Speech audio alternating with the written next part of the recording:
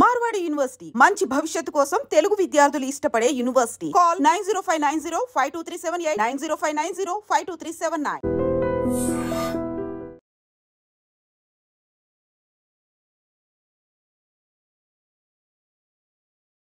సభ్య సమాజం నివ్వెరపోయిన ఘటన నిజామాబాద్ జిల్లాలో జరిగింది. 50 ఏళ్ల వయసున్నటువంటి మహిళ మరొక వ్యక్తితో అక్రమ సంబంధం కొనసాగిస్తోంది. దీంతో అడ్డుగా ఉన్నటువంటి భర్తను తొలగించుకోవాలనుకుంది. 60 ఏళ్ల వయసున్నటువంటి భర్తను ప్రియుడితో కలిసి అత్యంత దారుణంగా హత్య చేయించింది. అంత్యక్రియలు కూడా జరిపించింది గుట్టుచప్పుడు కాకుండా. సరిగ్గా 15 రోజుల తర్వాత ఈమె భాగోతం బయటపడింది. అంతే, పోలీసులు రంగప్రవేశం చేసి ఆమె ప్రియుడితో పాటు ఆమెను కూడా కటకటాల పాలు చేశారు. ఈ దారుణమైన ఘటనకు సంబంధించి పూర్తి డీటెయిల్స్లోనికి వెళ్దాం. అక్రమ సంబంధాలు అడ్డగోలుగా పెరిగిపోతున్నాయి. వావి వరుసలు లేకుండా పోతున్నాయి. వయసు భేదాలు కూడా లేవు. వివాహేతర సంబంధాలు విచ్చలవిడిగా విహారం చేస్తున్నాయి. ఈ క్రమంలో అడ్డొచ్చిన భార్యలను భర్తలు, భర్తలను భార్యలు నిర్దాక్షిణ్యంగా అంతం చేస్తున్నారు. ఇప్పుడు మీరు చూస్తున్న ఈ స్టోరీలో కూడా ఓ వృద్ధ మహిళ మరో వ్యక్తితో వివాహేతర సంబంధం పెట్టుకుని భర్తనే అంతం చేసింది.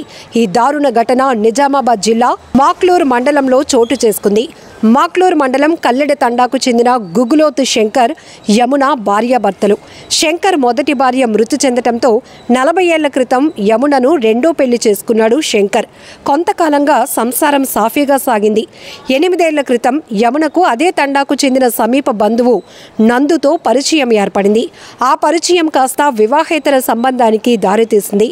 నందుతో యమున చనువుగా ఉండటానికి గుర్తించిన భర్త అక్రమ సంబంధంపై నిలదీశాడు. ఈ క్రమంలో భార్యాభర్తల మధ్య గొడవలు మొదలయ్యాయి. తమ అక్రమ సంబంధానికి భర్త అడ్డుగా ఉన్నాడని, శంకర్ అడ్డు తొలగించుకుంటే హాయిగా బతికేయొచ్చని భావించారు. ఈ మేరకు ప్రియునితో కలిసి భర్త హత్యకు ప్లాన్ చేశారు.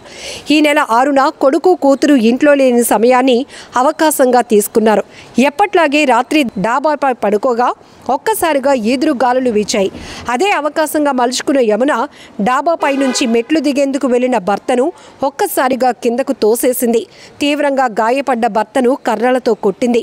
ప్రియుడితో కలిసి గొంతు నులిమి చంపేసింది. ఆ తర్వాత ఇద్దరూ కలిసి సహజ మరణంగా చిత్రీకరించారు. డాబాపై నుంచి పడి శంకర్ మృతి చెందాడని అందరినీ నమ్మించారు. హడావిడిగా అంత్యక్రియలు కూడా పూర్తి చేయించారు. శంకర్ది సహజ మరణం కాదని, హత్య చేసి ఉంటారని అనుమానం వ్యక్తం చేశారు. ఈ మేరకు మాక్లూరు పోలీసులకు ఫిర్యాదు చేశారు. దీంతో రంగంలోనికి దిగిన పోలీసులు తమదైన స్టైల్లో విచారణ జరిపేసరికి భార్య బండారం బయటపెట్టారు. సహకరించిన ప్రియుడిని సైతం అరెస్టు చేశారు. ఏదేమైనా యమున లేటు వయసులో ఘాటు ప్రేమ ఆమె జీవితాన్ని అంతం చేసిందని చెప్పాలి. చూద్దాం ఈ అక్రమ సంబంధాలు ఇంకా ఎన్ని దారుణాలకు కారణమవుతాయో. ఆయన 40 సంవత్సరాల క్రితము సెకండ్ మ్యారేజ్ చేసుకొచ్చిన మా పినతల్లి, ఆమె పేరు యమున. సో మునిపల్లి నుంచి చేసుకోవడం జరిగింది. ఈ మధ్యలో వాళ్ళు అక్కడ నుంచి ఆమెకి ఎటువంటి చిన్న చిన్న అక్రమ సంబంధాలతో అలవాటు పడినటువంటి మనిషి అన్నట్టు. సో చాలాసార్లు ఇది చేయడం జరిగింది, వార్నింగ్ ఇవ్వడం జరిగింది, కానీ ఆమె మార్చుకోవడం జరగలేదు.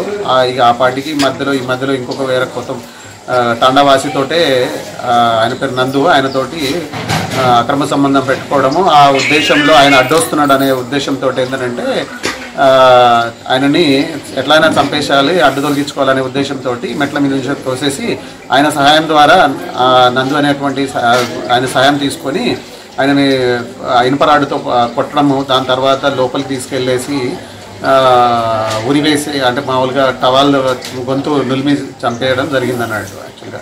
సో దాన్ని మాకు అందరికీ, కుటుంబ సభ్యులందరికీ మామూలుగా ఏదో యాక్సిడెంట్ లాగా క్రియేట్ చేసేసి, అంటే పడిపోవడం జరిగింది, అలానే చచ్చిపోవడం జరిగింది అనేటువంటిది అంటే అలా క్రియేట్ చేయడం జరిగింది అన్నట్టు. అలా చెప్పేసి దాని తర్వాత అంత్యక్రియలు కూడా అదే ఉద్దేశంతో, మరీ చంపేస్తారన్న ఉద్దేశంతో అనుకోకుండా మన క్రిమేషన్ మామూలుగా అంత్యక్రియలు చేయడం జరిగింది. కానీ దాని తర్వాత కొన్ని ఆమె మాటలు మాట్లాడే విధానం కానీ, లేకపోతే ఆమె ఫోన్ చెక్ చేయడం వల్ల ఇంకొక ఇంటి వాళ్ళకి ఎవరికి ఈ విషయం గురించి చెప్పడం తెలియకుండానే 2-3 గంటల పాటు వేరే వాళ్ళకి ఫోన్ చేయడము, ఇది చేయడం, ఆ కాల్ లిస్ట్ చెక్ చేయడం వల్ల మాకు డౌట్ వచ్చి దీన్ని పోలీస్ దృష్టికి తీసుకుపోవడం ద్వారా అది మర్డర్ కేసుగా మాకు అనిపించింది అన్నట్టు. నిజంగా ప్రస్తుతం ఉన్నటువంటి సమాజం దేనికి ప్రయారిటీ ఇస్తుంది? ఆర్థిక సంబంధాల చుట్టూ మాత్రమే తిరుగుతుంది. మళ్ళీ ఎన్నికలంగానే చాలా విరక్తి కలుగుతున్నాం. మంచి అనిపిస్తుంది కదా. లేడీస్ కూడా ఛాలెంజింగ్ జాబ్స్ చేసినప్పుడు చాలా బాగుంటది. ట్రాఫిక్ అసిస్టెంట్స్ గా నియమించిన ట్రాన్స్జెండర్స్ అందరితో సాల్యూట్ చేయించుకుంటున్నారు. ఫుడ్ డెలివరీ ఇవ్వటానికి వెళ్ళినటువంటి డెలివరీ బాయ్ అనిల్ పై కళ్ళ ముందు